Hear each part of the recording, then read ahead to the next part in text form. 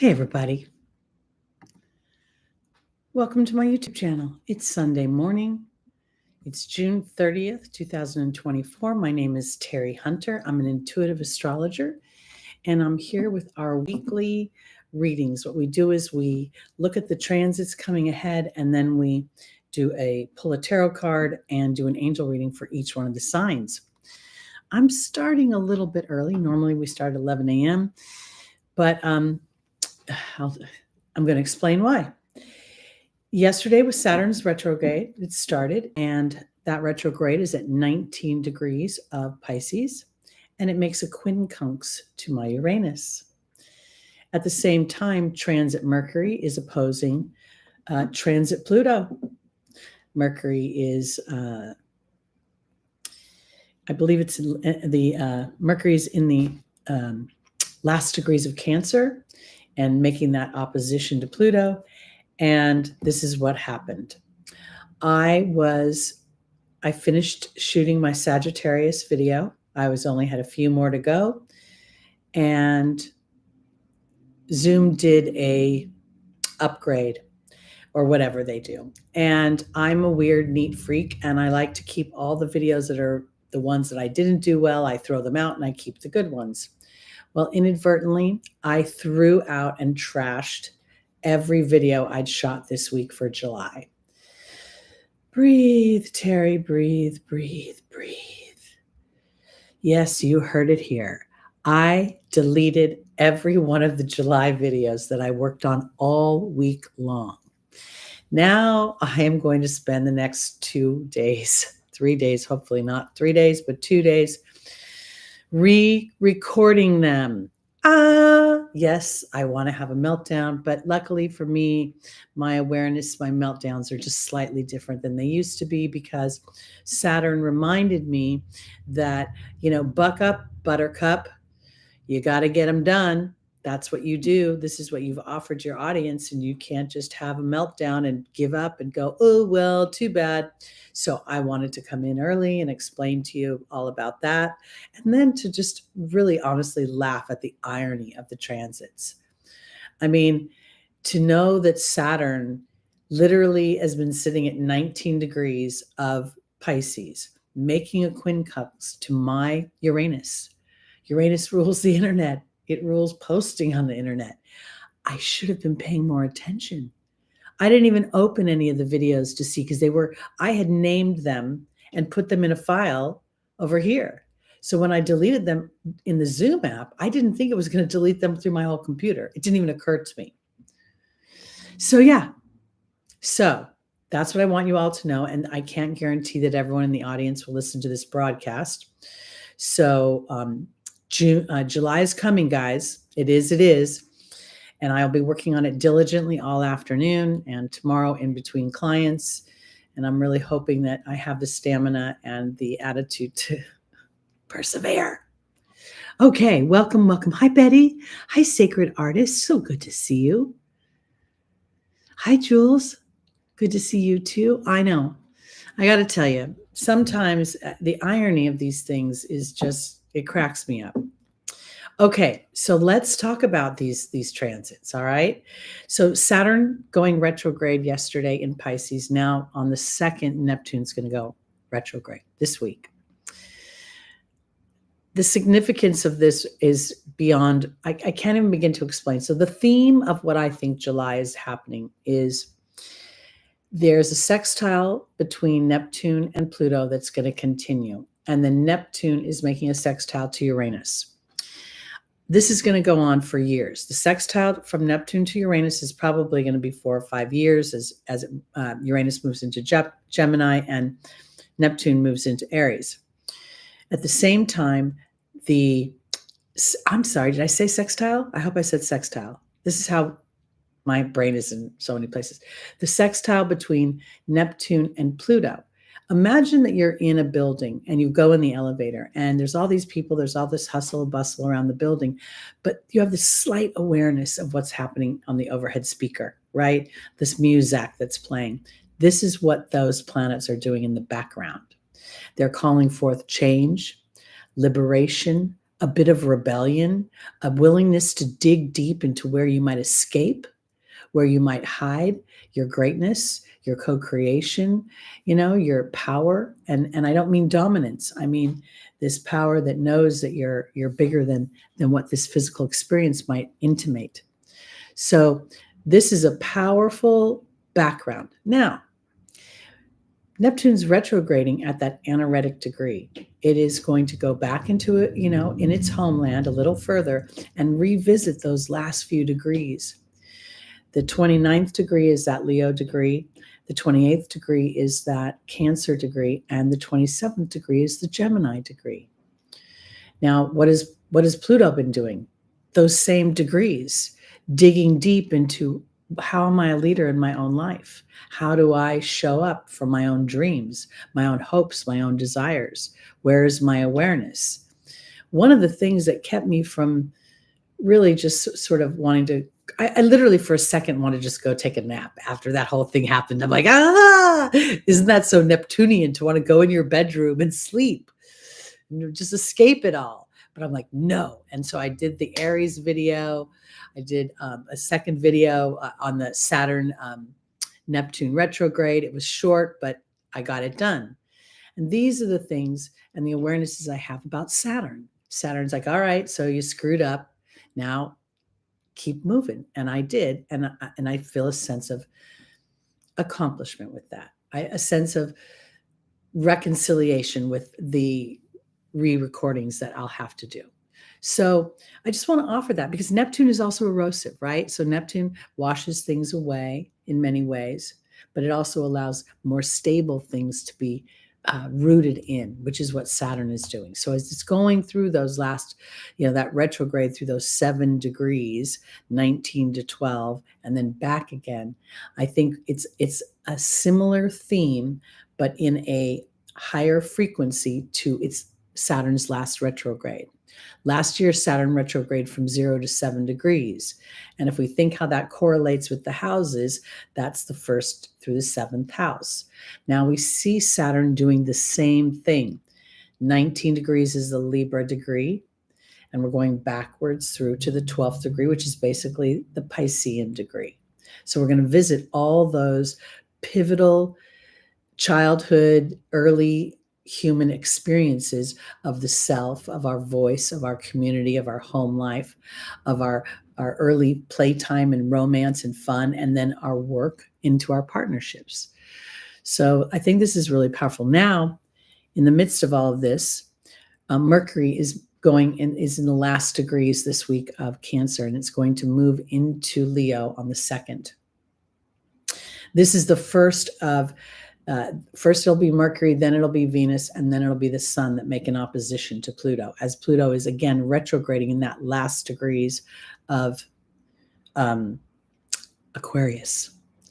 So here, how I think Mercury, the people I hang out with, the words that come out of my mouth, the communities, all something going on. I was like laughing. Here's this, I'm talking all day long about this opposition, and Mercury rules what we teach, what we speak, what we see on our the internet.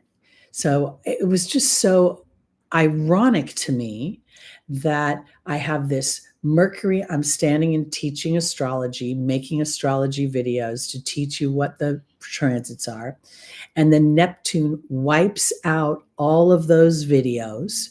Saturn basically demands that I not give up and start re-recording and just plug forward.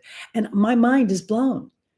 My mind is literally blown. Look, this is right there in the transits. Now, before it all happened, could I identify what the mishap would be? Not necessarily, because God knows it wouldn't have happened if I could have identified it. So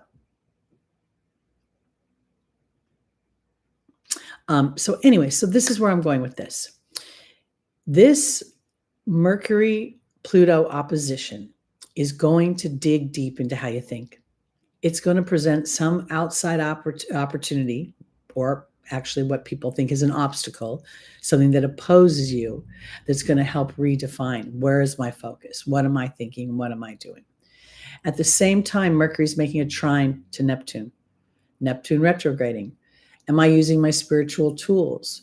When yesterday, when I had my little moment and I realized that I deleted all the videos and I have to reshoot them, I saw myself in two parts of myself. I saw old Teri, who just wanted to scream literally.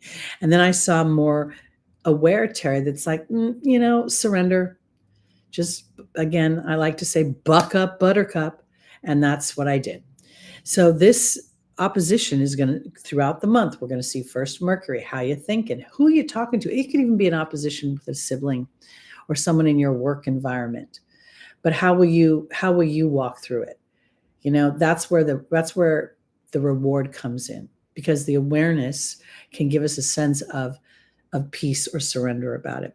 We also see the new moon, which is very, very powerful new moon. And I'll tell you why. This new moon is sandwiched between two full moons in Capricorn. Last October, we had the two Aries full moons, which changed the moon cycle. So now this particular month, we had the first Capricorn full moon here at the end of July. I'm sorry, end of June. Now we're going to have this new moon. It's at 14 degrees. It is that degree of the Taurus Venus energy, and it's in the sign of Cancer. So this is a very nurturing, very, how do I want to phrase it? The opportunities to plant the seeds for feeling a sense of flow and security within your emotional body and those relationships and how they interact is what this moon has to offer.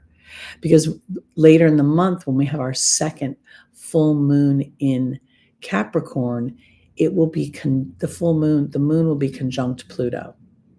So Pluto is going to have another moment of reminding all of us what is most important to us at a soul level, at a moon level. How do we nurture? How do we balance ourselves, aka heal ourselves? How do we, how are our emotional interactions with others supporting a broadening of ourselves versus,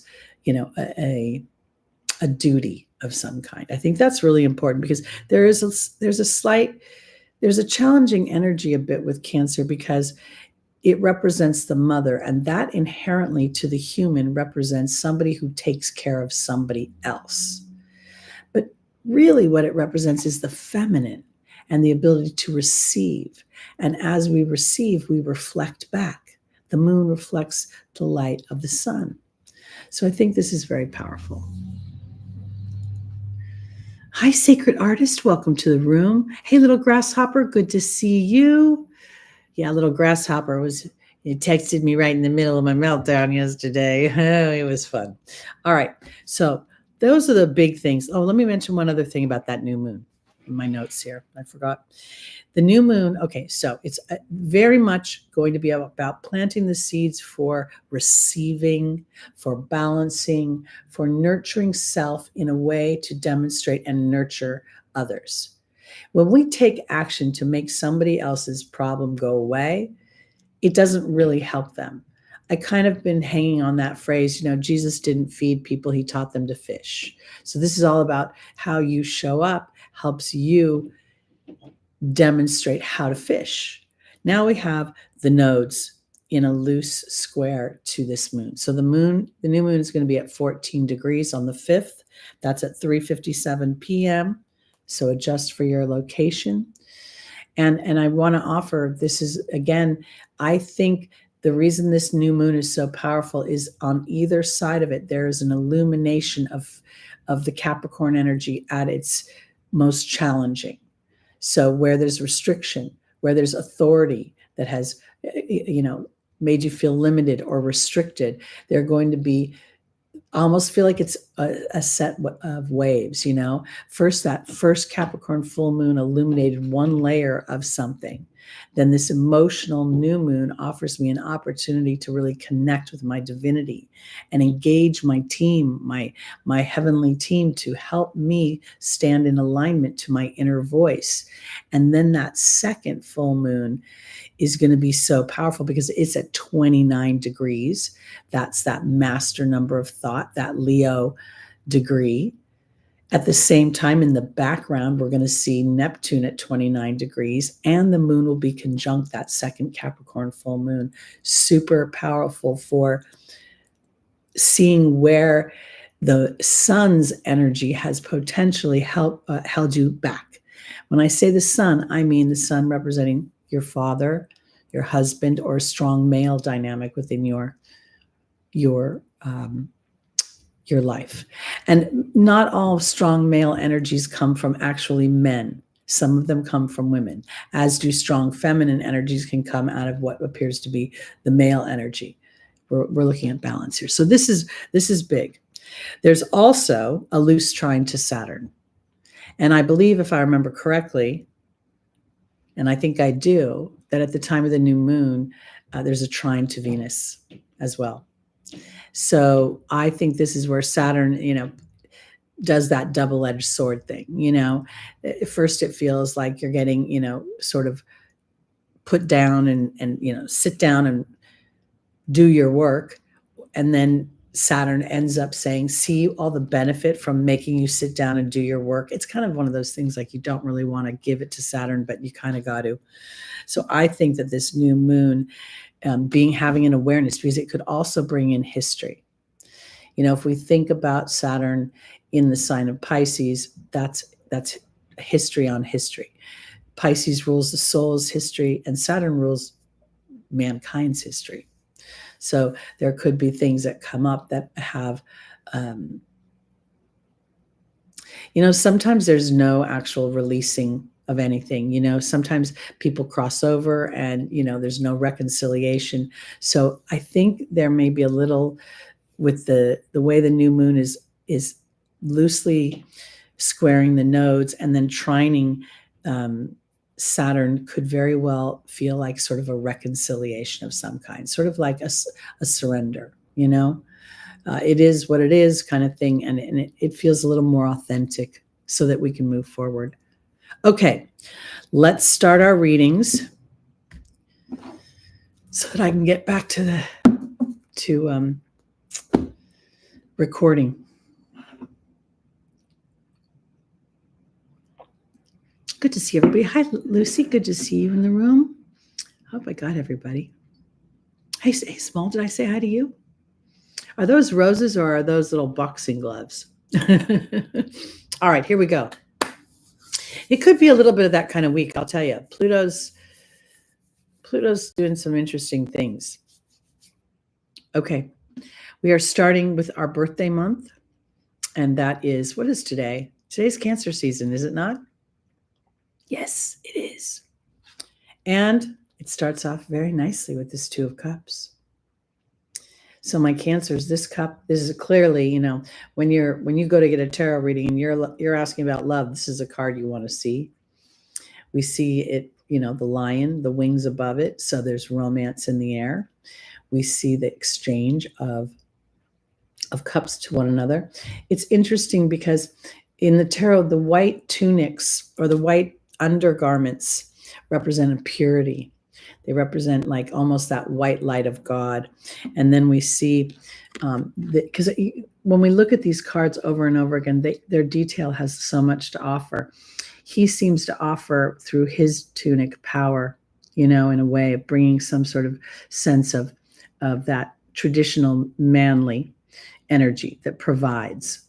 And here she with her blue tunic provides emotion and provides that sense of flow of emotion. I think this is really powerful. And I think that the symbol, I don't know the name of it underneath the, it looks like the medical symbol, but it's really two snakes. And there's a healing energy as these two come together. So this is really lovely for our Cancers. And I want to, again, encourage you all to do your new moon intention setting. But when it's your birthday month and it's the new moon is ruling the house, this is, really powerful. And with these two full moons in Capricorn, we're going to break up some fears. We're going to see the truth underneath the illusion potentially of being powerless over something or powerless over a history you've experienced. Let's see where this Two of Cups is going.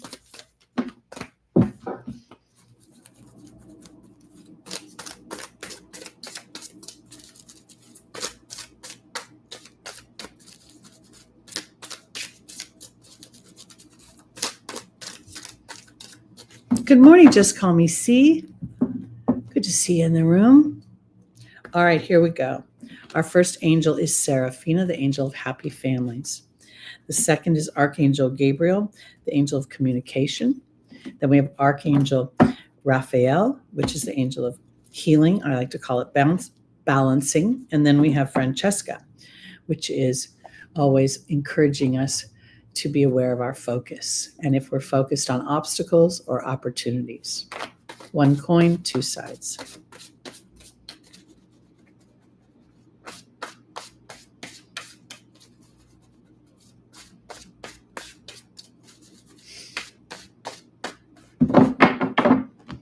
All right, Seraphina is being joined by the High Priestess.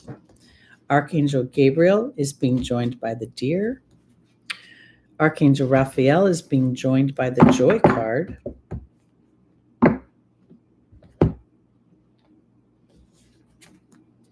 And then we have Francesca being joined by the Serpent.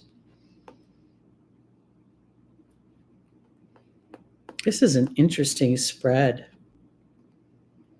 because, when I look at it, it doesn't scream relationship to me. It actually screams of some kind of coming together of, now I want to put the card closer. Do you see how what we appears to be the taller male figure, his hand is reached out a little further towards the other character? It almost feels as if potentially Cancer is going to experience somebody who, if there's been a disruption of some kind, maybe you're going to experience a bridging with somebody. Let's just say that you had a disagreement with someone or there was a tense moment. They may come and offer. I don't want to say that you got in a fight with someone and they come up and apologize, but it could have something to do with that or a tension of some kind. Seraphina talks about happy families, and then we have the High Priestess. And I think this is not about intuition, but rather discernment. There's almost a feeling of inner knowing from my Cancer that maybe something was revealed in that Capricorn full moon, the first one, that's created a little la la la in your life. And that might not be good la la la. It might be something that's clearing the air a bit. And it's going to set the tone for something better moving forward. Archangel Gabriel is all about communication. And then we have the Deer, which is about gentleness and diplomacy. And I'm taking it that way because of the 22 here. The High Priestess is a 2. Here is a 2 in the form of the 2 of Cups. So there's a coming together in some way, but I feel as if potentially the other party will be the person receiving. And I say that because if I look at this blue, and this feels like a moony energy and more emotional in some way. Now we have Archangel Gabriel offering joy. The Joy card is a 37, which reduces down to a 10, which is a big theme in the stars right now because 10 ones represent the master number of thought. To be aware of your thoughts, that your thoughts are manifesting very quickly. That's the tagline of the ones. Now we see the Serpent with knowledge and healing. And then we see Francesca encouraging you to focus in on the outcome you want versus potentially what you've experienced. So I think that the Mercury Pluto opposition this week could create a disruption for a lot of people. People are already on edge. The United States is just experienced a debate for the presidential election. We're going into a holiday week where it's, so there could be, be careful of people on the road, Gemini rules the road. And I say that because there's something about feeling this sense of community around you with that Mercury energy making the opposition. I know, debate, laugh out loud. I know they didn't even talk about one subject. I had to turn it off because they were just flinging mud back and forth.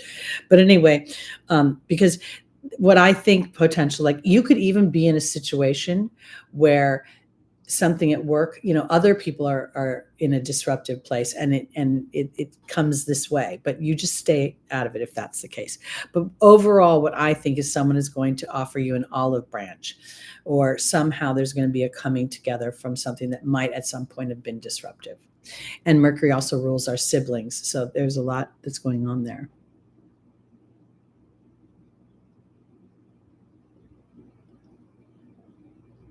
Wow. Oh, that's terrible, Lucy. I'm so sorry to hear that. But that's exactly what that Mercury-Pluto opposition could bring up. Okay. There's so many hues and colors and things to these planets that I resist those key words, which is why I use all the clues around them, the degrees and the different ways of looking at the planets.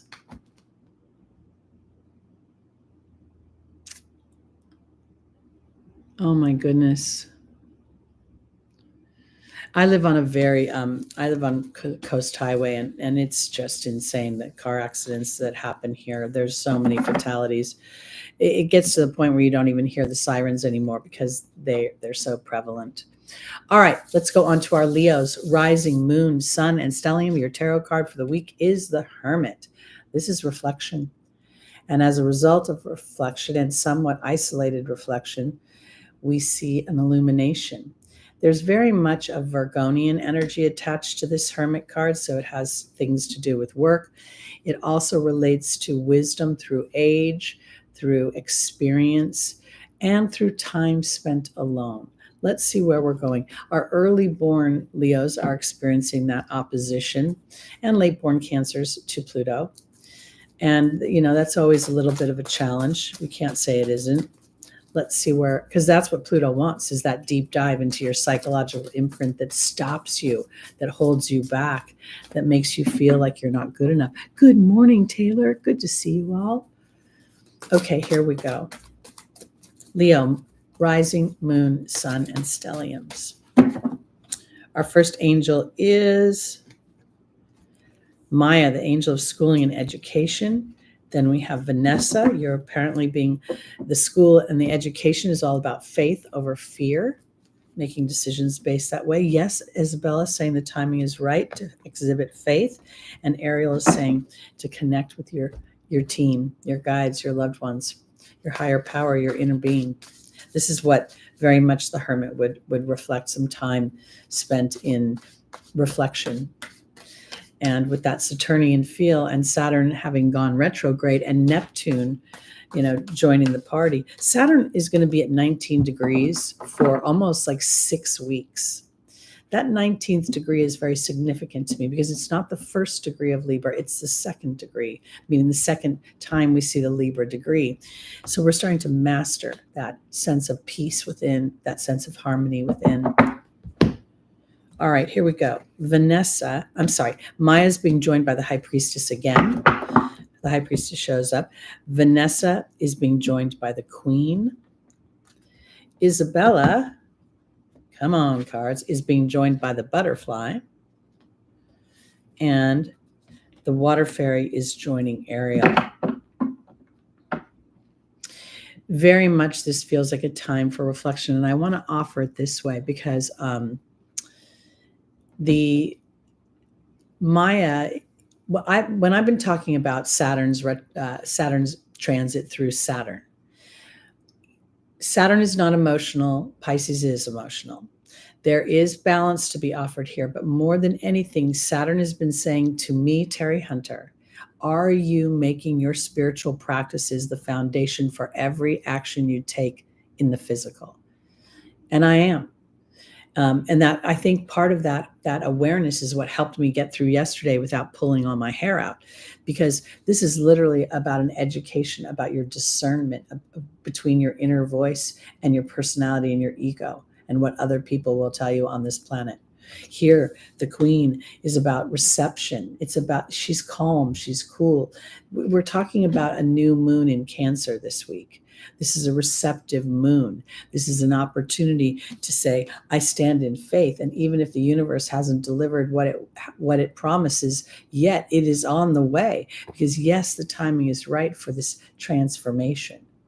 The butterfly this is not a lofty transformation. This butterfly comes through literally ingesting itself. The caterpillar goes through a ravenous phase of just pigging out on every leaf it can get. And that kicks off an enzyme that literally starts a self-destruction within it, so that it keeps the spine. What is the spine, Leo? You rule the spine and the heart. So having the courage, because Ariel is saying, yes, the timing, it's time for you to sit in a meditation, to talk to God and the angels, to sit down and really decipher one way or the other. What do I emotionally believe?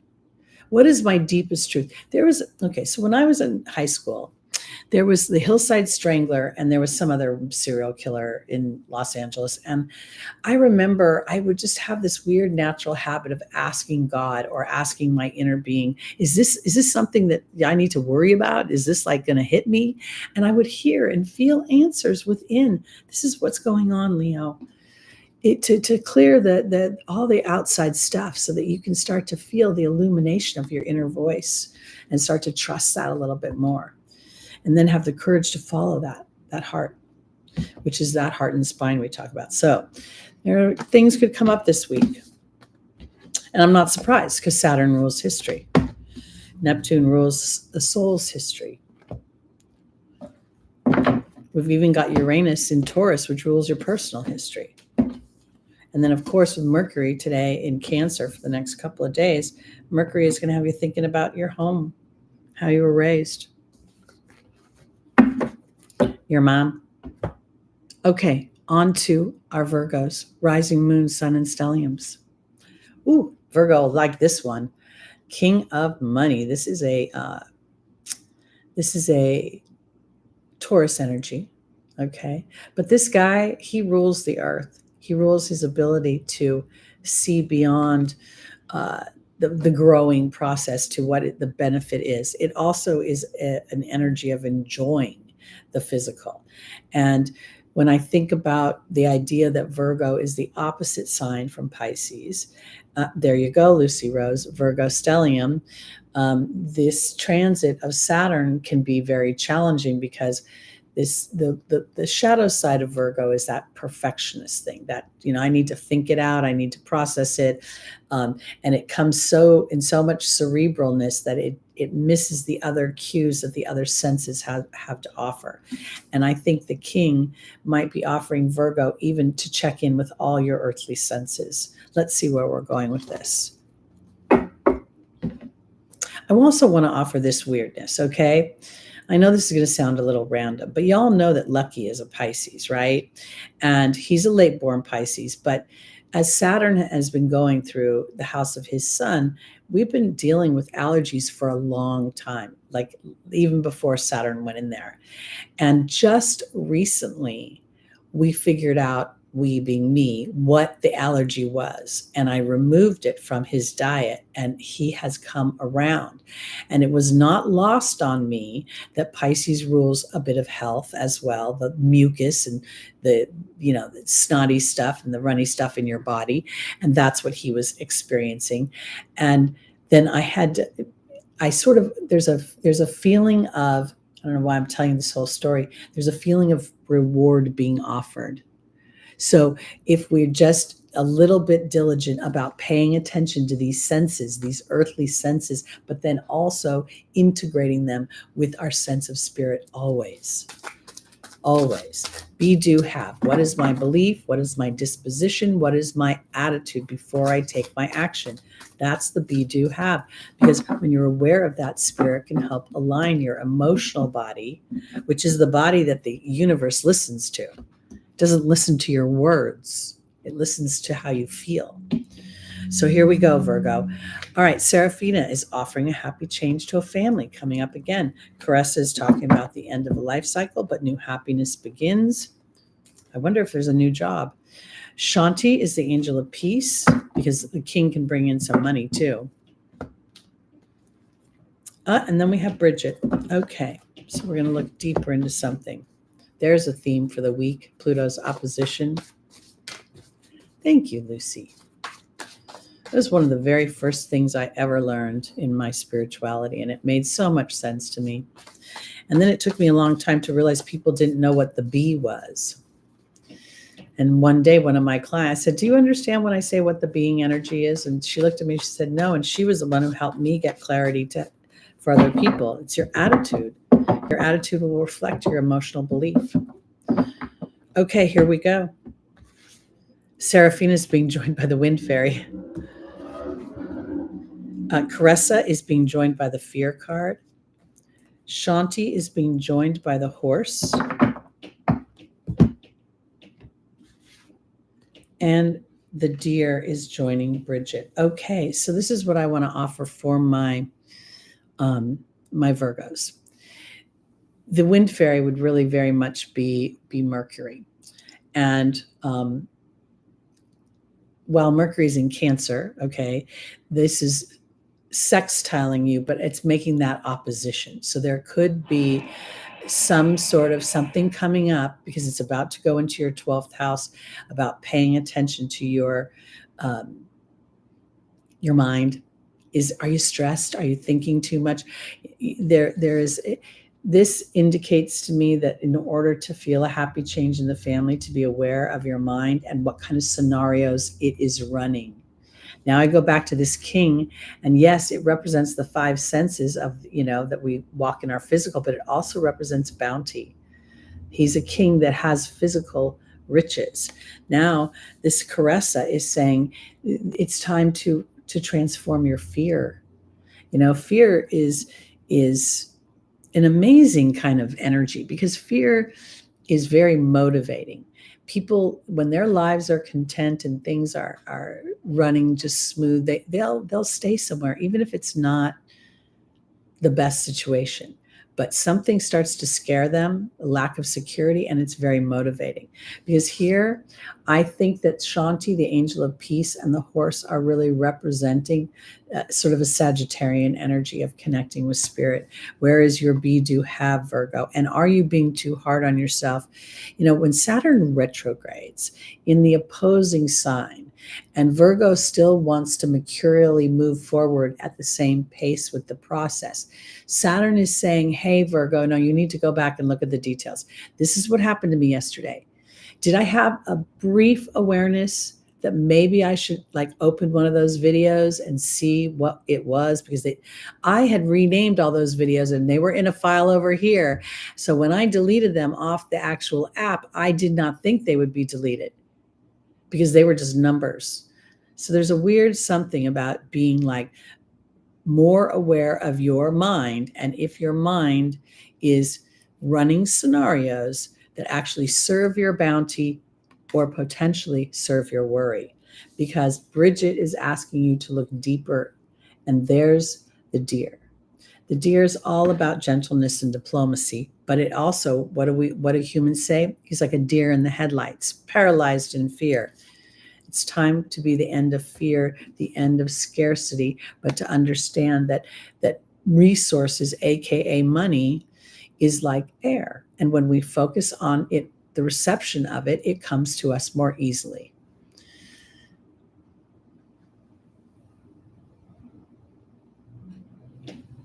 Okay. Let's go on.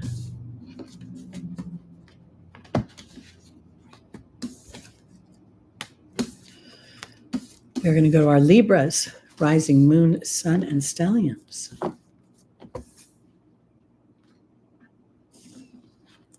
Okay. Well, isn't this just the perfect card for Libra? Balance in the form of temperance. And again, we see that this is, I believe this is Archangel Gabriel. The eyes are closed. I don't know if you can tell. So this is giving more life to trusting the inner voice versus what I see with my eyes. It's also very interesting to me that the way the stance is one foot is on a rock, the other is in the water. And that rock doesn't necessarily feel very solid to me because we know what rocks are like when they're around a stream. They get mossy. So the way that the way to get the prize is not to look at the journey, but to look at the flow in the meantime. Let's see where we're going. I hope that flow is me working fast to do good videos and getting them out in time. I have Saturn in the 10th house at 1 degree, and my midheaven is at 15 degrees of Capricorn. So I have this self-imposed rules, and they almost feel like they're not from me, they're from somewhere else. So do I know that I can just lollygag? But if I lollygag, how do I serve my community, right? So I'm totally, this is balance. All right, Francesca, what do you visualize? Negativity will block your progress. Archangel Uriel is about frustration. Sonia is your team of loved ones and guides and angels. And then Opal is you're a child of God.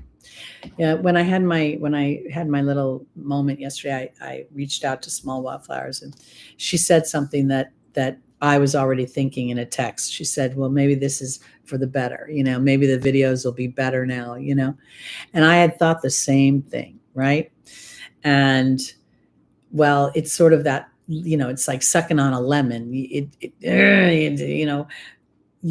right, and at the same time, I don't know. I can't explain it, but I think you get the drift of it, because sometimes that the disruption is going to serve you, even though you don't like the disruption. That's the way I'm going.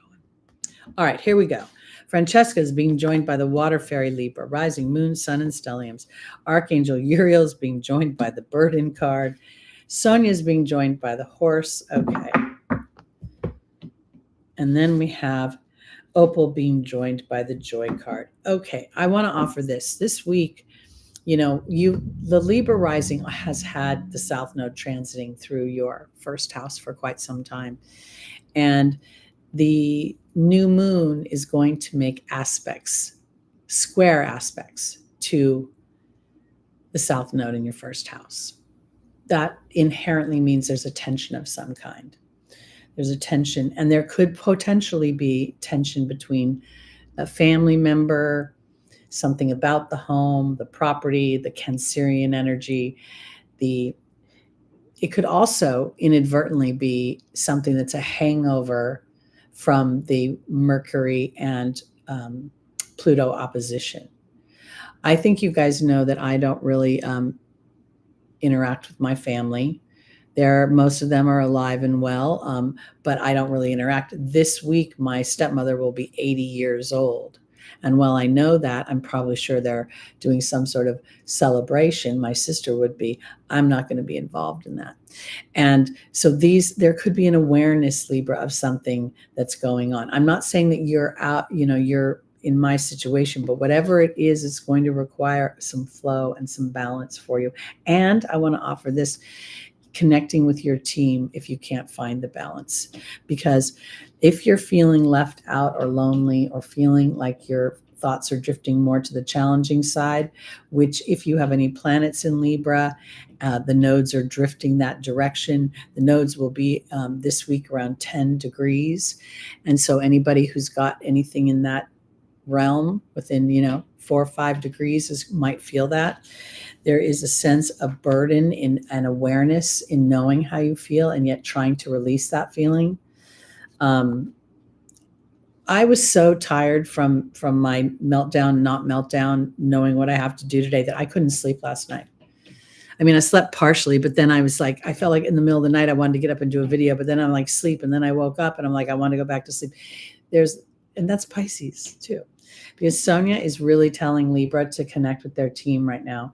Really delegate to your team and have this sort of Sagittarian, I want to offer it this way. If for some reason, whatever you may need balance at, because it could be such a mundane, ridiculous thing, and it could be something a little bit bigger.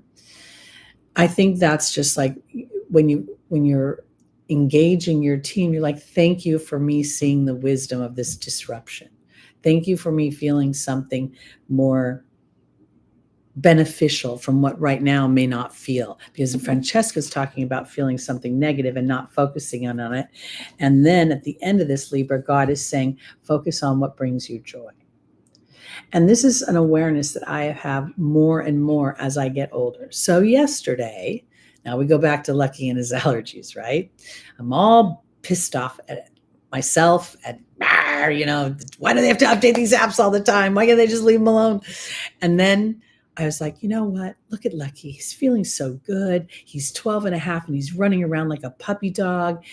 Literally the zoomies. He's getting up again and jumping to the edge of the bed in the morning, wanting breakfast. And, you say dinner. And so I was like, all right, I'm going to move my attitude that way. I'm going to focus on the things that are much more important to me. These videos will, by the time, a week goes by, I'll have forgotten about this, but this is long term. So that's what I'm talking about. Okay. Those are my stories. That's how I'm sticking to it. Exactly. That's exactly the very phrase I was saying last night as I was trying to fall asleep.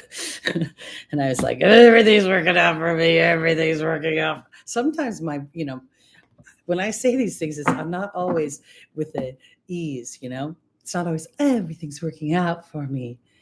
Often it's everything's working out for me. I just can't see it right now, but I will.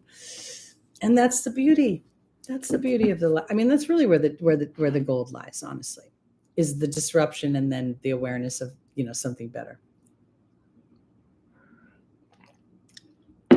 Well, Miss YT, I don't know how to say Suya. We don't do personal, but you can look for your sign today. Look for your rising sign or your moon. We're going to go on to our Scorpios now. Rising, moon, sun, and stelliums. Your tarot card this week is the sun. That's nice and fun. This is an energy of innocence, of trust, of playtime. We see that cement wall, the sunflowers have grown well beyond the blocks. So this is an opportunity of some kind to take advantage of.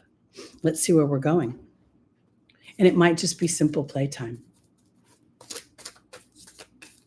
It is, again, a holiday week here in the United States where we celebrate our, pardon me while I laugh, our independence.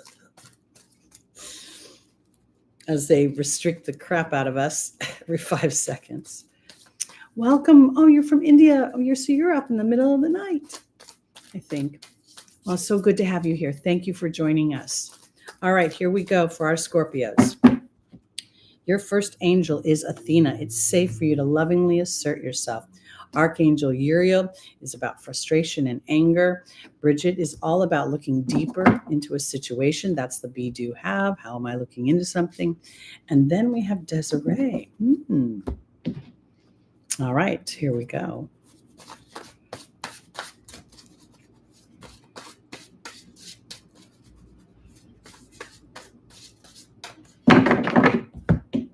All right, Scorpio, we have Athena and the novice coming together in the foundational position. We have Archangel Uriel and the love card coming together. This is very interesting. We have Bridget and the goblin. And then we have Desiree and the owl. Okay. So we know there's some challenging dynamics this week and the first half of July. The sun, first Mercury, then Venus, and then the sun are all going to make an opposition to Pluto. And there are other squares going on. I think Mercury is squaring Mars and Uranus, and later on in the month, Mars and Uranus are going to have a conjunction. I bring this up because I think that now the sun is representing leadership, sort of taking, this rules Leo. And Leo, there's a sense of childhood innocence here with with Apollo sitting on the horse. I think maybe that Spirit is saying to Scorpio, if there's some disruption, your ruling planet Pluto is in play, plus Pluto's going to make trines to Mars. And these can be very, very powerful for the good and very powerful for the not so fun. So here, I think this is standing in leadership, having a sense of trust on inner knowing. I think this lovingly asserting yourself, and the novice is about asserting yourself about what you know on the inside, but maybe not taking action on the outside, waiting for a moment, because we have Archangel Uriel dealing with anger, frustration, and unforgiveness. And then there's the love card. Now, it's not easy to love someone when you're angry at them or when you're frustrated or you don't feel valued. But at the same time, there's a little bit of a dynamic with Scorpio where, you get that people say it's brooding and intense, and there may just be inadvertently a sense of history that wants to come up. We're looking at the retrograde Saturn and Neptune in the sign of ancestral history, and Spirit's asking you to look deeper into your ego, because this whatever this could be could give you an opportunity to display your leadership by being aware of how you feel, and then being more cognizant of your delivery when you express yourself. Because Desiree is saying that conditions aren't favorable, and the owl talks about wisdom or deception. And where I'm going with this is that the ego will deceive us often. The ego will tell us one thing, and we inadvertently, humans naturally have a right and a wrong. We all have one inside of us. We've been trained to have one. We've been imprinted with one. And when we think we're right, we never consider that we're wrong, or that there's another shade of right in the situation. And so I think this is about Scorpio taking leadership like Leo would, and shine your sun, your light, on a situation to demonstrate your awareness of your ego, and to potentially act in a loving way versus a just I'm going to get you way. Now I'm going to give you another example while I shuffle the cards. This last week, I ordered a book from a woman. I think you guys are familiar with Barbara O'Neill. I ordered her new book, and I got an empty FedEx envelope when it arrived. And the whole exchange with the customer service person was over text. And it was very unpleasant. And I was aware, and I was also aware that I was writing everything down. I got my book, but I got to tell you, I was so fried by that situation that I literally printed out the text, and I wrote a letter to the head person there. And rather than saying what happened, I said, I enclosed, please find this text train. I'll let you determine how you perceive it. But I'm shocked. And that's all I wrote. And I got a call back, and it was resolved. So I was able to display myself in a powerful way, but I was not trying to annihilate anybody. And it worked out well. And I want to offer it this way for those of you who have Scorpio energy, because I have a Mercury in Scorpio. The awareness of these disruptions giving you an opportunity to display your strength through love. It's not diminishing your strength. It's just not beating down somebody when they're wrong. That's the way I want to put it. Okay, here we go. Here we go. This is our Sagittarius' rising moon, sun, and stelliums. Oh, the wonderful have and have not card. This, yes, politely making them aware. That's what I was trying to do. This is, for years when I would get this card, I'm like, what does that mean? Have not, blah, blah. How do I know which way it's falling? And then it started to all coagulate in my head. The benefactor is wearing red, right? The base chakra. He's looking at the guy who is invested in his wants and desires, as represented by the beggar in the orange tunic or the orange robe. The guy who has the scales of justice over his head, he is representing the voice chakra, and he is constantly talking about his lack. So the benefactor is invested in the person, just like the law of attraction, who is invested in their wants and desires, not their problems. So let's see where we're going with this, Sagittarius.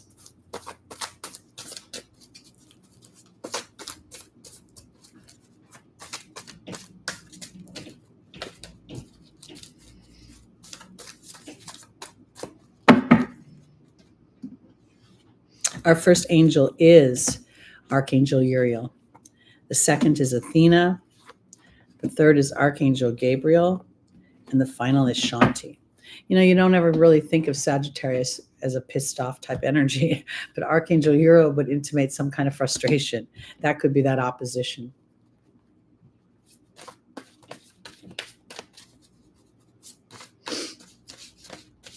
Between Mercury and Pluto, in case you're just checking in. Sorry.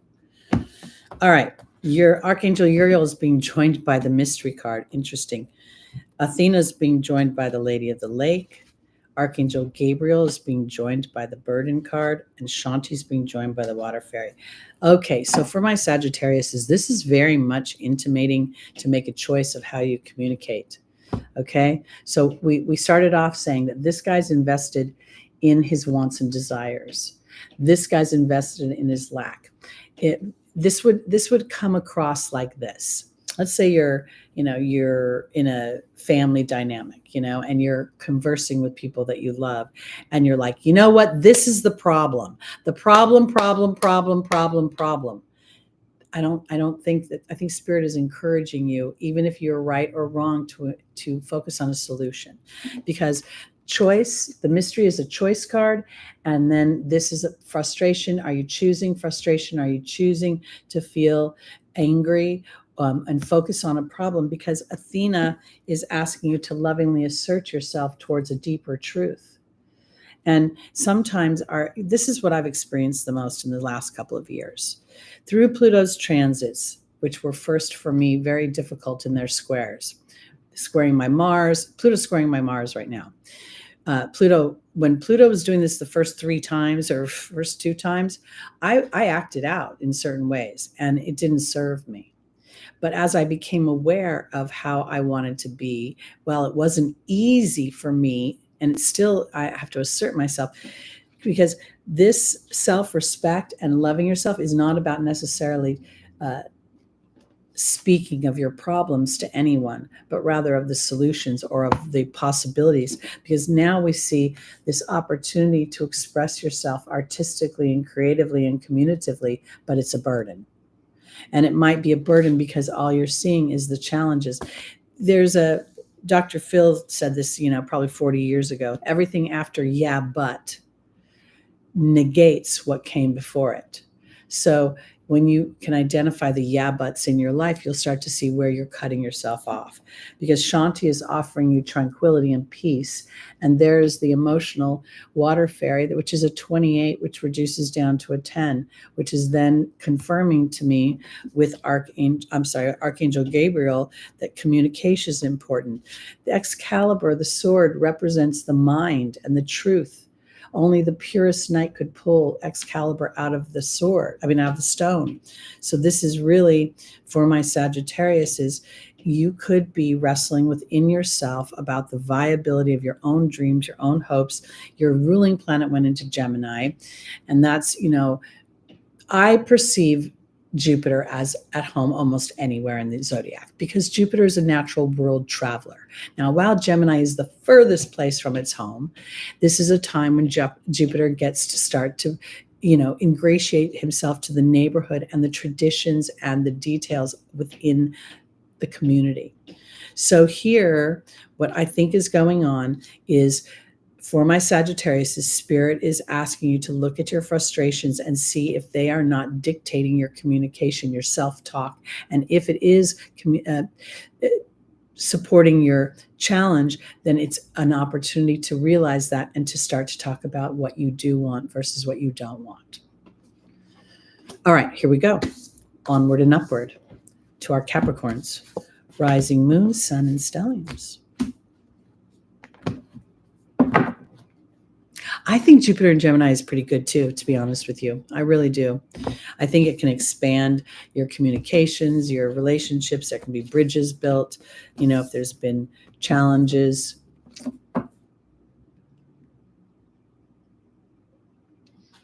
Yes, exactly. But wherever Jupiter goes, there's going to be an opportunity for expansion. And in certain places, Jupiter's a little, full of himself.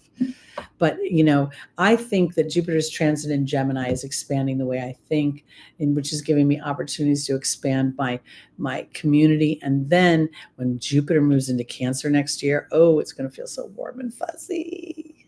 Okay, here we go. On to our Capricorns, rising moon, sun, and stellium. All right, Capricorn, this is not an easy energy. This is the 5 of Swords. The character in the forefront, he's won the battle, but it's not a joyous win. This gives you very much the feeling of there's no winner here. This kind of, when I look at this, reminds me of the debate. Nothing but contention. Let's see where we're going with this. Because your ruling planet, Saturn, has gone retrograde, and it's in a sign that might naturally, if you think about Capricorn rising, their perception could be very responsible, very dutiful, very disciplined. And now there's this opportunity to start to integrate this emotional dynamic. And I believe that this has been an awareness that Pluto's been transiting through your first house, trying to break up those old dutiful and responsible obligations. I am absolutely convinced that Saturn is hard, okay?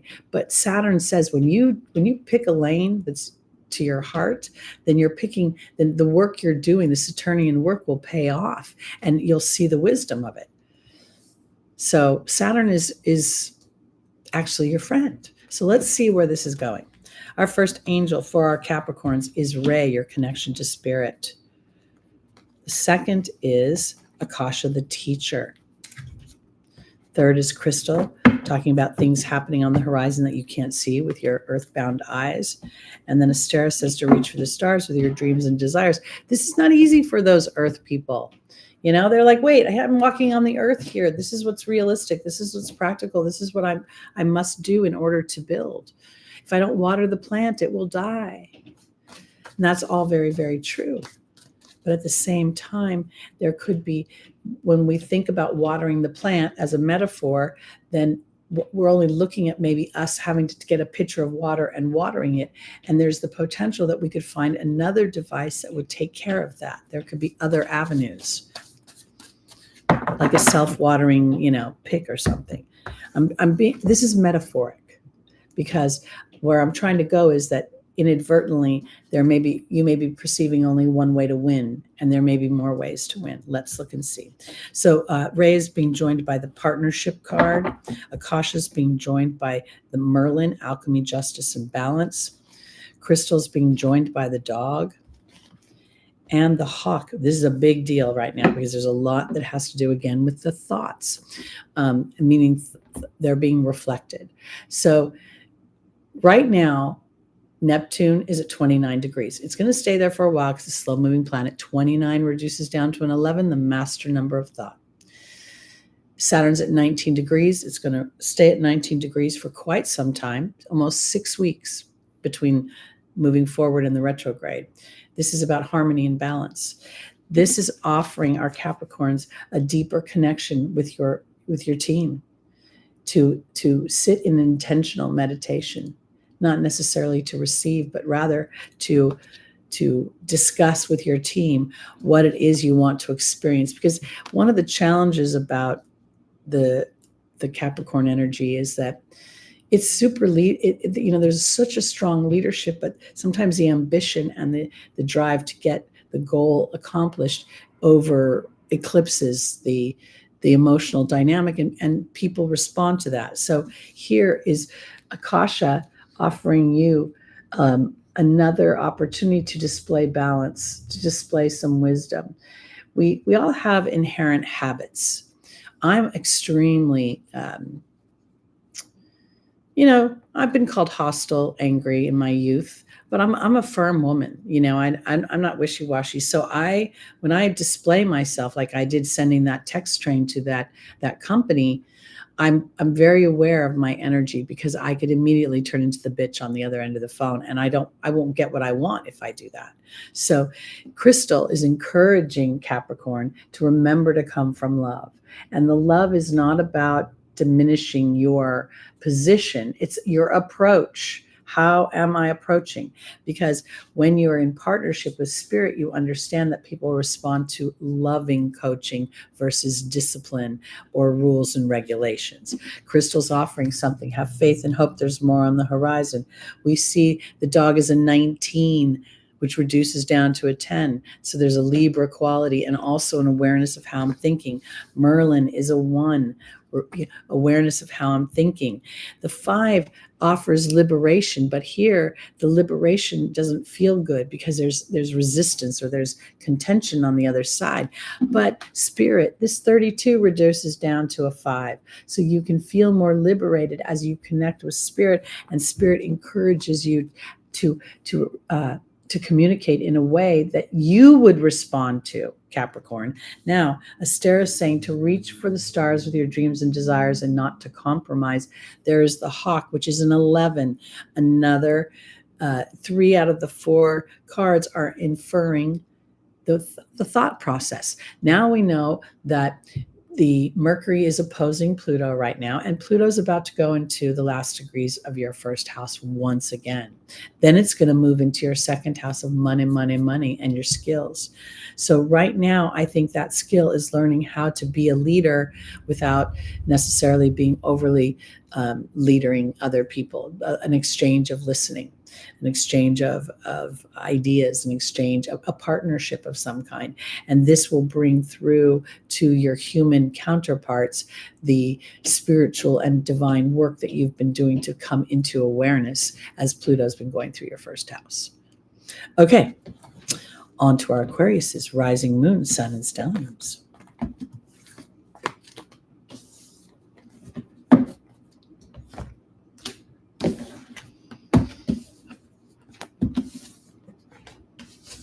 I also kind of getting this little weird hit. Mercury rules our siblings. If you have history with somebody, Capricorn, and that history is irritating or rubs up against you the wrong way, this might be a week to just be aware of that and take your moment before you jump into dutifully responding or showing up because you think you have to. You might just back up and say, all right, Spirit, help me to show up in a way that, is balancing versus, defaulting to a behavior. Okay, on to our Aquariuses, and this is the Fool. Now, it's funny, in some tarot cards, they think this is Uranus. I don't really see Uranus here. Where's the lightning? Where's the rebellion? Where's the genius? I think this is Mars. This seems much more like Mars. Mars tends to not really look where he's going because he moves too fast. I see the red of the under, in the inside of the sleeves, the red knapsack. So this to me is Mars pioneering, going somewhere new and being so excited about it, potentially not looking where you're going. So let's look and see, Aquarius, where this could be. Because you are going to experience Pluto's transit in a really big way over the next. I don't see Uranus at all. I don't either. I don't know where they get it. But Mars, I definitely see here. So let's go. Let's go.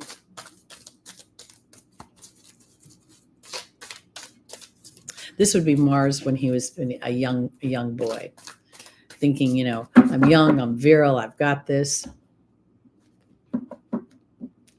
I think of the magician more as Mercury, and that's who the Fool meets in his next energy on his journey. So that's powerful. All right, here we go. Our first angel is Oceana for our Aquariuses, rising moon, sun, and stelliums. Then we have Archangel Raphael offering a healing. Then we have Adriana being led somewhere. And then finally is Bridget. Bridget talks about looking deeper into our motivations.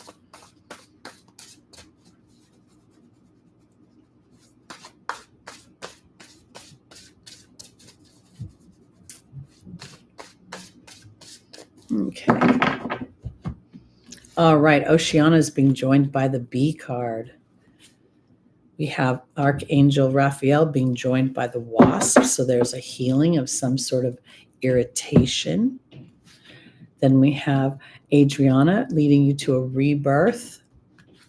And Bridget is really asking Aquarius to look into their fears. This is very interesting. And I want to offer this when it comes to fear. Because again, that's a weird double-edged sword, right?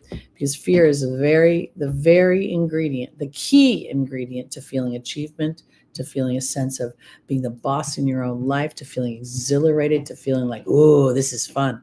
So here we have the Fool. So you're going on an adventure. You're going on an adventure somewhere where you're to look to the stars. Who rules the stars? You do. And I want to offer it this way because to me, I almost felt like I heard Spirit say to Aquarius, you have knowledge, now apply it in the earth plane. And that knowledge comes from your being energy, aware of your emotional body. Now, not all of us, I don't think of Aquarius as a particularly emotional sign, but many of you Aquarius suns, moons, and rising could have other planets that are in emotional signs. And so this is an awareness of your being energy. You know, are you acting out on anger, the wasp, because you're getting an opportunity to have some kind of epiphany, because this is about jealousy and anger and unforgiveness. And Adriana is leading you to a rebirth of some kind. You know, we see her, she's got the 2 little kids. She said, follow me. I'm taking you into a more light place. Now, part of this journey is having a sense of awareness about your fears and your trepidations. You know, Aquarius is a kind of a polarizing sign in and of itself, because it is just, you know, rebellious enough to go into battle for a belief system. You know, I believe, you know, it represents freedom fighters, you know, patriots, things like that, people who want to expand the human experience, and yet it rules anxiety and the nervous system and feeling anxious. And I believe that when Aquarius has anxiety, it's because there's a deeper truth that they're not getting a chance to feel it or to recognize it, because they're so busy, you know, being kind of projecting into the future, the possibilities, the scientific experimentation with the mind. There's also that genius that Aquarius represents. So there's a lot here, air sign, a lot of going on up in the brain at a higher level and at a broader level.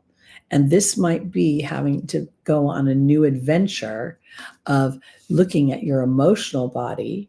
And even though that may frustrate you sometimes because you just want to get on with the task at hand, there is some wisdom to be garnished that will help you rebirth yourself in a more authentic way if for some reason you're living a life that is not authentic.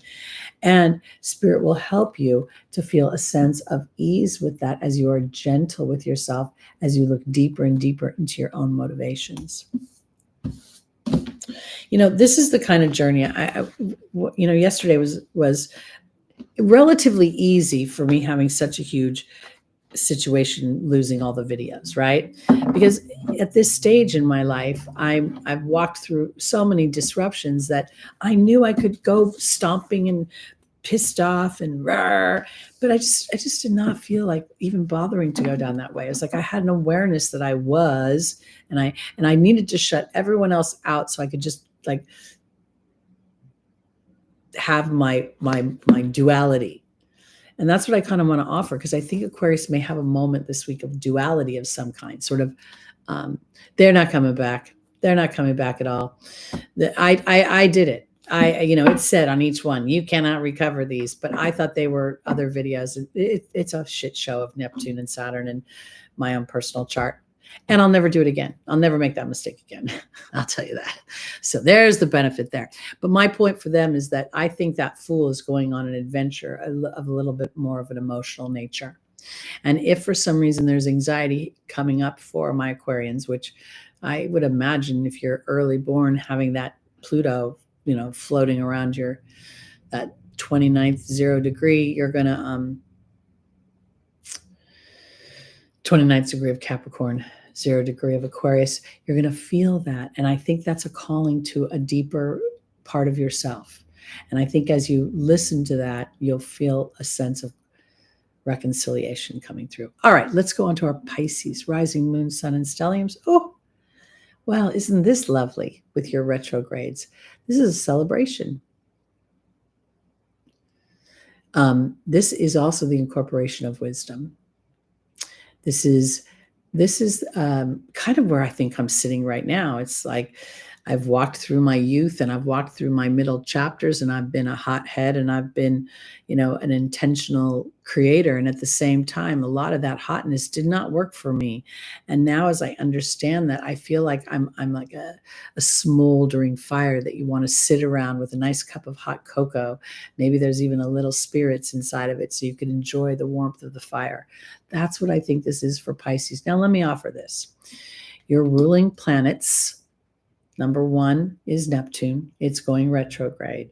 So this is really going to be a review of you giving yourself an opportunity to assess where there is escape And where there is, actually, I'm moving and going to spend some time alone to recalibrate, because both actions may look the same to the outside world, but they'll feel different on the inside world. And that's where the wisdom comes from. Now, this Saturn retrograde, and those of you that have any energy within that 12 to 19 degrees, we could even take that to 9 degrees, all the way up to like 23, 24 degrees, will feel a sense of Saturn wanting deeper rooting. So you come up against some kind of challenge or something that the Pluto's oppositions are kicking up, and how do you address them? Going into your conversation. I mean, you could be sitting in the kitchen doing dishes and you're like, all right, Spirit, this is my situation. And then, because I think there's wisdom to be garnished here. And I think there's a review of that in some ways. It's almost like maybe Pisces hasn't taken time to even look at how much they've become aware. They're just busy, with the business of life. And maybe even there's a little inventory to be had to pat oneself on the back.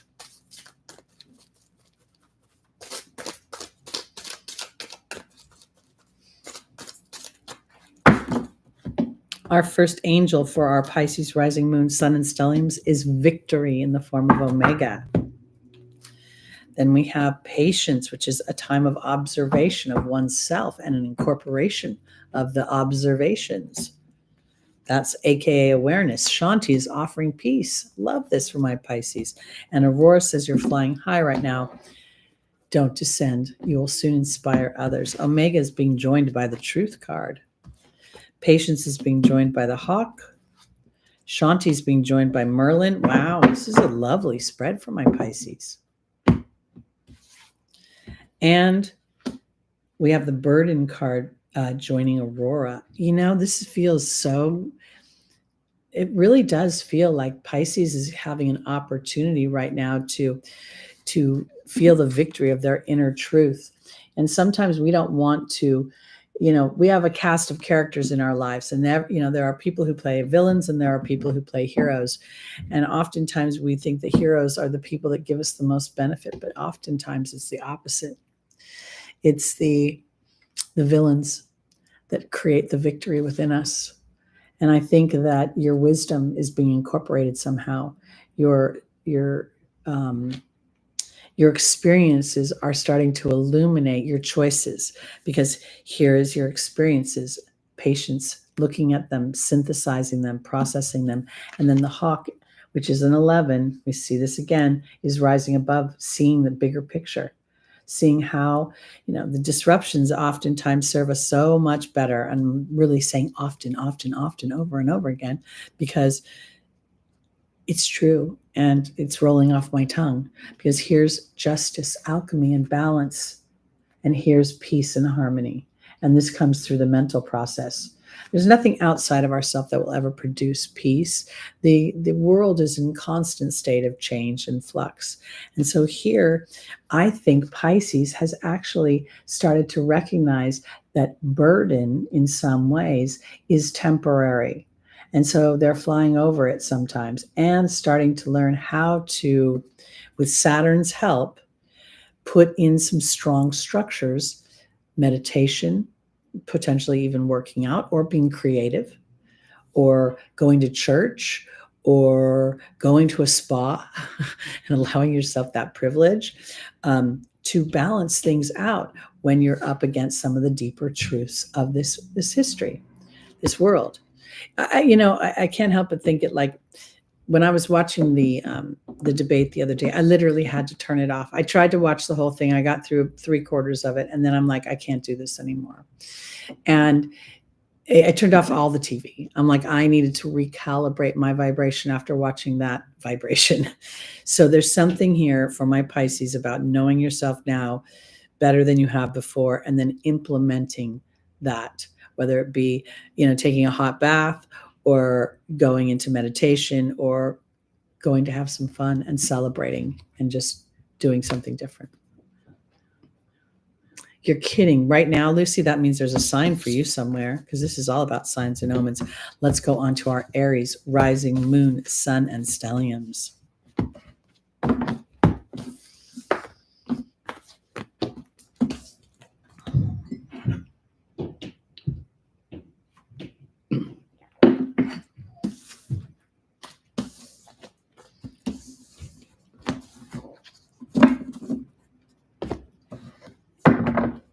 All right, here we go. Aries. Information, endings, news, conclusions of some kind. You'll hear people say that they don't know which direction the wands are going, but for me, there's no doubt they're heading towards the earth. In most of the wand suit, the foliage is at the top of the wand. So something is coming to a conclusion. Now we know that this week we have a new moon in Cancer, which represents the home. It represents hearth. I'm an Aries rising. I have had my home under fire, meaning I've had myself assaulted, not physically assaulted, but my character assaulted. My home was treated poorly by some people, and I've taken action.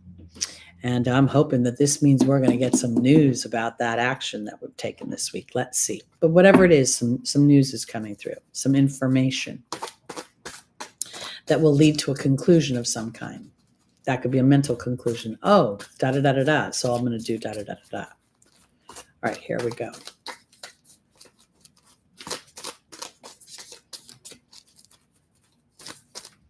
Oh my gosh, that must have been a fun picture to get. Was it a red tail?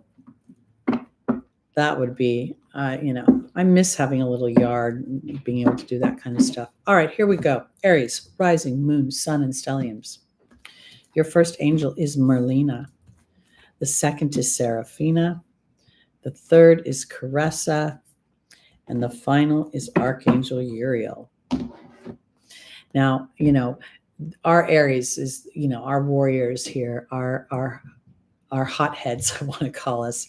But Mars is currently in Taurus, where it's considered in detriment because, again, that detriment is the furthest sign from its home. And yet this is just, to me, this is interesting because, and I spoke of this and we'll repeat this in the monthlies, but as Mars is walking through Taurus, he has to slow down a little bit, right? Because he's got to go on foot versus flying through the air or by fire. And I think something is happening for my Aries because when Mars moves back into Gemini in a few weeks, it's going to be the first time in 2 years after the 7-month stint.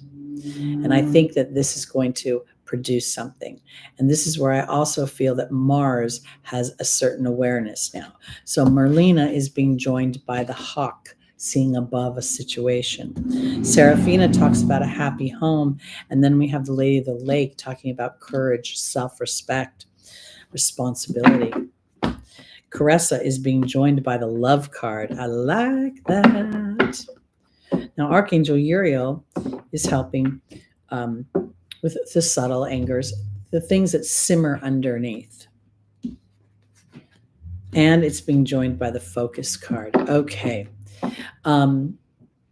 This is, again, I'm an Aries rising. And yesterday when I lost all the videos for July and I have to shoot all the monthlies over again, I wanted to get hot. I wanted to get mad. I wanted to get frustrated. And I knew absolutely that wouldn't do a damn bit of good. It would just work me up and it would just take up time. So this could very well be conclusions that you come to because you've risen above any confusion and you're really watching what you think. I truly believe that when Mars helped me, when Mars was going through my third house of Gemini 2 years ago for 7 months, it helped me to identify the kinds of ways I was communicating that got me what I wanted or pushed me away from what I wanted or disengaged. I also started to recognize how other people thought and how they would rationalize their behavior and make me the bad guy so that they could stand out of balance. This gave me a sense of strength.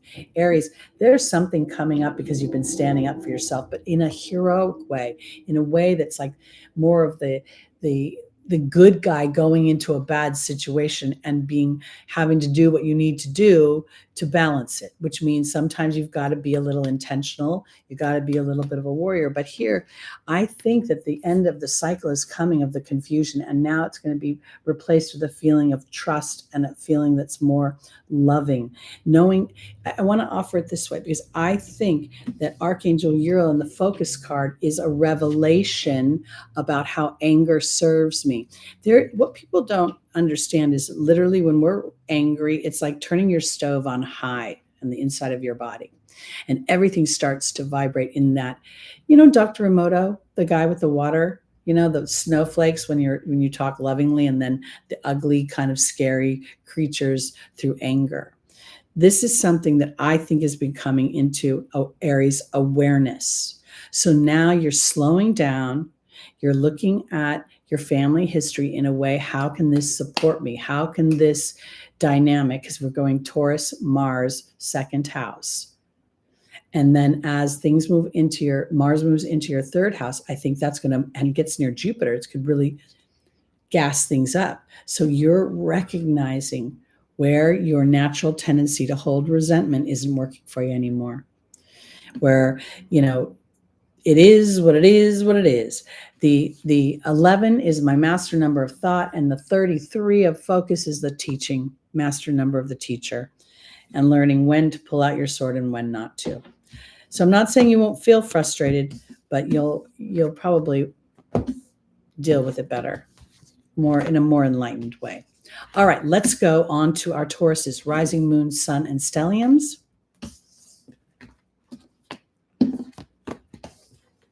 And for those of you that have been hanging in the broadcast, and I keep mentioning that, I lost all the July videos, it's for the people who are watching in playback and only go to the timestamp, and that won't go or won't see the community board where I put a little video. I just, I don't know who, what, when, where, how, and why. All right, here we go. On to our Tauruses, rising, moon, sun, and stelliums. Okay, not easy. Not an easy energy. This is the 5 of Cups. It's considered a cup of sorrow. It's often considered a cup of divorce, a card of divorce. But the character is being offered some enlightenment. And again, human structure tends to look at what is spilt, not what is left behind. So let's see, because sometimes when one thing is lost, something better shows up, which is what Small Wildflowers reminded me. Maybe the videos will be better when you re-record them. But this could be relationship oriented. We have Mars and Uranus heading into a conjunction, which could bring, I think that's going to be a polar, that's not this week, but it's creeping up in this month of July. And this could bring unexpected arguments, but it could also bring unexpected and out of nowhere, almost like I can't do this anymore, a releasement, some sort of I'm done with this kind of feeling. Let's see where we're going. All right, Taurus. Our first angel is Yvonne. It's about vulnerability. The second is Archangel Raphael, which is about the healing and balance. The third is Shanti, the angel of peace and tranquility. And then the final is Seraphina, a happy change to your home. So this could be an attitude versus an actual event.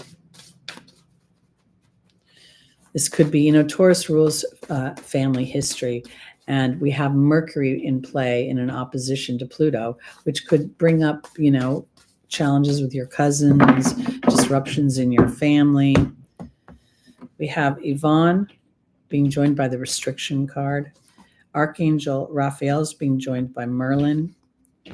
Shanti is being joined by the focus card, and Seraphina is being joined by the dragon.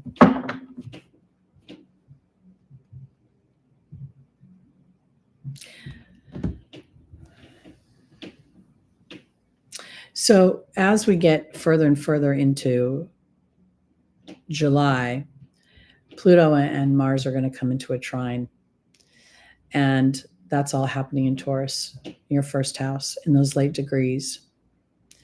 And I think that there's going to potentially be some kind of upset, some unexpected, and potentially,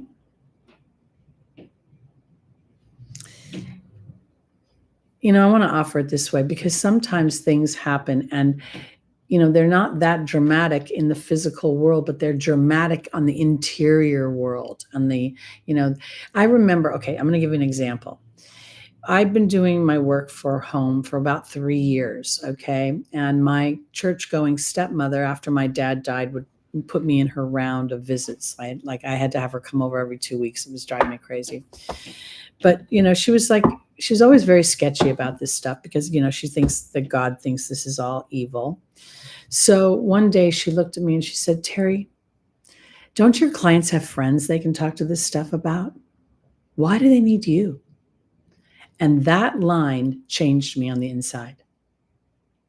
When she said that, something hit me and I experienced a loss. I knew she didn't get me. She would never get me, that this was some obligatory Saturnian crap she was doing, pretending there was active family dynamics here. Because I want to make this for my Tauruses. I don't know if this is really about something outside of yourself, but you could have somebody say something or something happen. Mercury rules words, thoughts, Pluto opposition. They could say something that very much hits you. This vulnerability and this restriction card feels a little bit like an arrow to my heart, like someone that you thought got it doesn't get it. And now there's Merlin and there's the Archangel Raphael. Sometimes the magic comes in not trying to convince someone with our words, but just continuing to create what we're creating, to allow that journey to continue on. And then they'll see, because Spirit is encouraging Taurus to focus in on what brings you peace and tranquility, and to step out and away from anything that doesn't do that, because Seraphina offers a happy change to your family.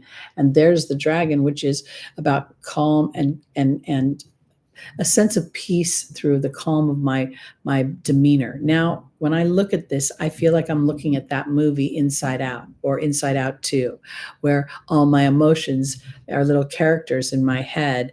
And, having an awareness of that there's a sense, I guess what I'm trying to say here is this family feels like the committee in your head, like all your different emotions. And now Spirit is encouraging you to not look at what potentially could be lost or has been lost, but to turn it to what is still there and still viable and still can be filled up.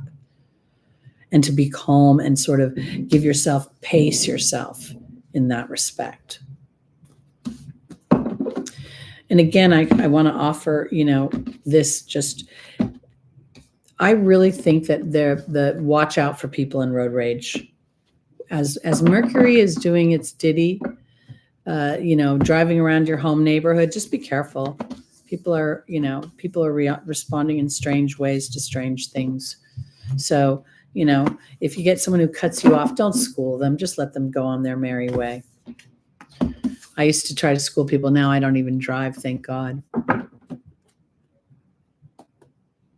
Sometimes that monkey, is that monkey in your mind? Yeah, sometimes it's really loud. Mine was loud all night last night. Okay, are we ready for our final sign of the day? Our Geminis, rising moon, sun, and stelliums.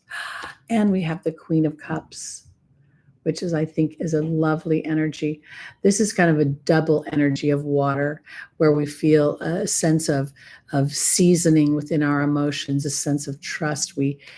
She looks down at this urn, and there's it's funny when you look at it, because there's two angels on it with these big wings, and there's a sense of her understanding her inner voice. And what is Gemini doing right now? It's experiencing a Jupiter transit. Jupiter, while again it's in detriment, in the opposite sign of its home rulership, there is an opportunity to infuse Jupiter's energy, the connection to the angelic realm, my ideologies and philosophies and spiritual dynamics in my everyday life. That's what this kind of feels like to me. And that's where that would be the difference between the monkey mind, running amok, running all those scarcity and lack scenarios, and this would be that deeper inner knowing. All right, here we go. Gemini, rising moon, sun, and stelliums. This is what I think Jupiter has to offer you, is it could be, Jupiter doesn't want to talk about those little details, because Jupiter may say those are just human constructs. They don't really matter. But at the same time, applying the spiritual dynamics into your everyday life, and this is again echoed by Saturn's transit in Pisces, there could be more manifestations for you, more broadening of the things that you want versus the things you've already experienced. So here we have Merlina We have the angel Shanti of peace. Wow, a lot of that's coming up today. Layla's connection to spirit. I think that full moon's important. The new moon this week in Cancer. And then there's Seraphina, happy change to the family. This is coming up a lot. Merlina's being joined by the dragon, power and strength through a cool demeanor. We have the Lady of the Lake joining Shanti, which is about your truth, peace in your truth. Layla's being joined by the choice card, the mystery card. Spirit saying, please choose a connection to us. And then we have the Raven offering magic. Gemini is busy. Having Gemini busy, Mercury busy, expanding that. I want to say it for this way. This particular week, while we experience your ruling planet Mercury in an opposition to Pluto, if there are things that come up, this is an opportunity for you to ask yourself, are they still important to me? Do I still care? Do I still have anything that I want from that? There's certain habits that I think we have both mentally and emotionally that we don't recognize. We think they're thoughts and we think they're feelings, but they feel habitual. So they sort of come in a reactionary way. So when I look at Merlina, I take her as the female version of Merlin, and I see a wizard who finds magic through their calm and through their almost a patience. It's as if, if there's something out there that is potentially disruptive, I'm going to slow it down and foster a sense of peace and tranquility so that my truth can rise to the surface. And that could best be served by talking to God and the angels about how you want things to roll, how your life rolls. I want to feel a sense of ease, a sense of flow, because here Seraphina is offering a happy change to the committee in your mind. Yes, this could be your outside family, but Gemini, even more so than Virgo, you can contemplate the two sides of something. You can look at everything from two ways, and that can get you almost in a washing machine cycle where neither side gets. And so here, I think we're defaulting to, how do I feel happy? That's where the magic is. So rather than trying to run the practical, through the bits of information that Mercury has gathered, it's about going down to your heart. And while Jupiter rules higher education and, those big philosophical concepts, there's a feeling of loftiness to those ideologies, a sense of what can be versus what is. And I feel like that's a little bit of what Spirit wants you to focus in on, what can be, what are the possibilities. Everything has two sides. So here, if you've been experiencing some disruption, maybe now it's your turn to experience the other things. And as I focus in with a cool head on what makes me feel calm, I have a client that's a big word for her. She says, I just want to feel calm. And I've noticed this as I've worked with her, that this comes up every single time. And I've started to realize that calm is a sense of certainty, a sense of knowing. And that goes back to this connection with Jupiter in your first house, that somewhere there's a bigger picture and that everything is working out for you. And as you see your mind go back and forth, and yet you steer it towards the thoughts that bring peace and tranquility, you'll start to experience those things, and then they'll be more anchored into your everyday experience. So mindful of when you're talking in lack, there's a little bit of a challenge with that. Okay. So that's it.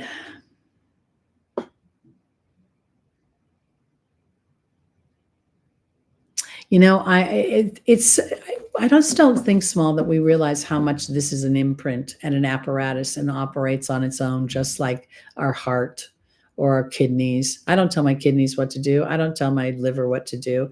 I do put things in it to give it things to do, but I don't tell it what to do. So when we can sort of recognize that and be like, oh, there goes that loop again, then we can just slow the roll a bit. And I think that's that choice, and that choice of that recognition is connecting to a bigger part of yourself. I swear my neighbor wears cement boots. I don't know what the problem is, but this guy just cannot decide whether he's going to walk like the Jolly Green Giant or tiptoe like Casper. Okay, there's that neighborhood thing. People irritating you in the neighborhood. All right. That's it for me this week, you guys. I do want to ask for your prayers to get me through the July without feeling frustrated and surrendering to the nonsense that is me. And I appreciate you coming every week and supporting this channel so much. So I just want you all to know that. Sending lots of love to you. And we'll be back next week. Have a nice 4th of July. Be safe. Remember to keep your animals in the house. There's the thunder jacket if you need one. Chewy will get it to you before Wednesday or Thursday. All right, everybody, I'm going to send my love to you. Peace out. And I'll be recording those Julys and getting them up ASAP in the next couple of days. See you soon. We'll see you next Sunday. Bye-bye.